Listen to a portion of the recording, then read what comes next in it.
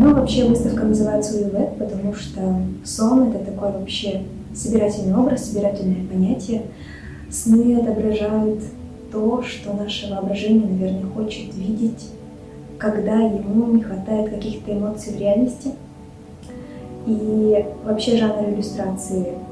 Почему у меня здесь иллюстрации в основном представлены? Я думаю, что он немножко недооценен, его так сказочно в основном воспринимают, но сказка, она же очень много значений имеет, большое значение вообще в становлении человека. Становление ребенка человеком занимает, потому что именно перед сном, вот перед таким эфемерным состоянием, ребенку рассказывают сказки. И если особенно это национальные сказки, он наполняется именно вот этой вот особенностью культурной такой перчинки, что ли. Он начинает понимать, что есть хорошо для его народа, что есть плохо, какие-то такие очень менталитетные примеры. И так он понимает, он, наверное, утверждается, как, допустим, удмурт, как финн, как какая-то национальность. Все равно через национальные сказки у него заливается такая кровь народа. Поэтому выставка называется «Уилет. Сон».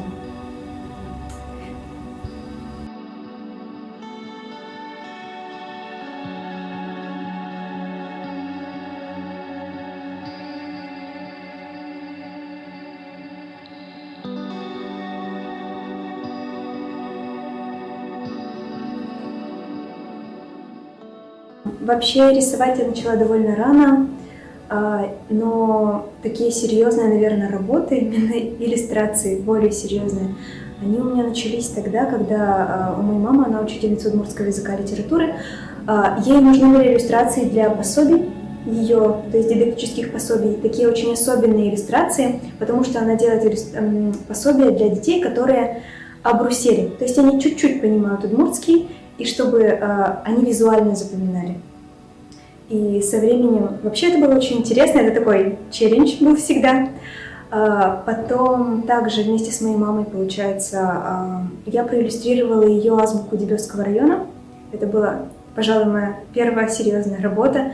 Я была очень горда ей, сейчас я смеюсь над ней, но тогда это была прям действительно большая книга. Я очень много сил туда вложила. Затем, через некоторое время, когда я поступила на худграф, я поняла, что этого мифологического, этого очень удмуртского, национального, вот этой информации во мне стало очень много, и она начала, не знаю, выливаться. То есть мне хотелось именно рисовать на тему удмуртского, финно-угорского. И я думаю, таким образом сначала были какие-то очень простые образы. Вообще в удмуртской культуре очень большое значение занимает именно женский образ, такой образ праматери. Наверное, сначала это были просто женщины-удмуртки, иногда в каких-то образах, иногда нет.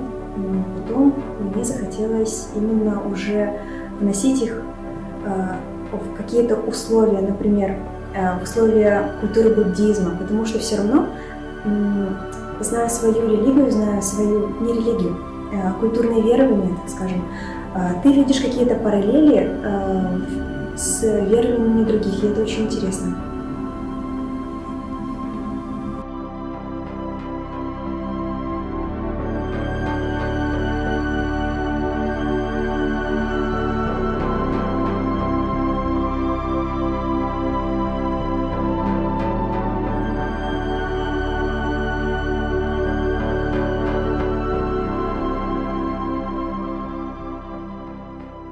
Я не помню, когда начала заниматься анимацией.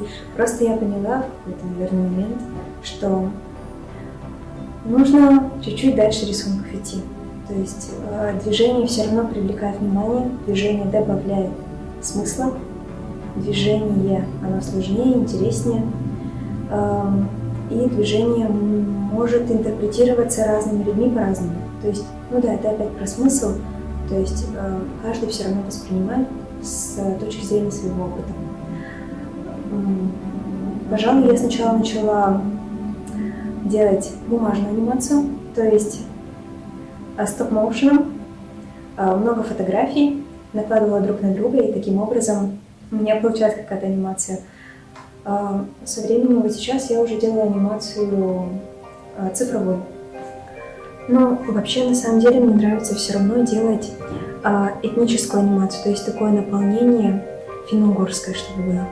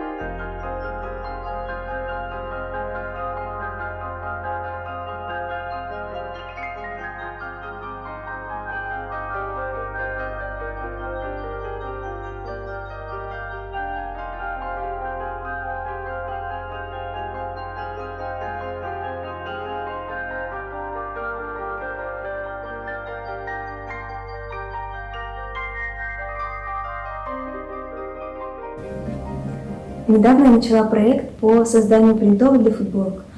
Они тоже включают в себе такую финно-угорскую составляющую, но я бы сказала, они смешаны с культурой Азии, с культурой Востока, потому что, мне кажется, это такая тенденция идет, что сейчас все-таки какая-то такая полиэтничность. То есть у каждого человека есть своя идентификация этнического, этничного, но она такая уже спутанная. Но это неплохо совсем, это добавляет какие-то новые смыслы, какие-то новые силы. И я думаю, что это нужно тоже пропагандировать.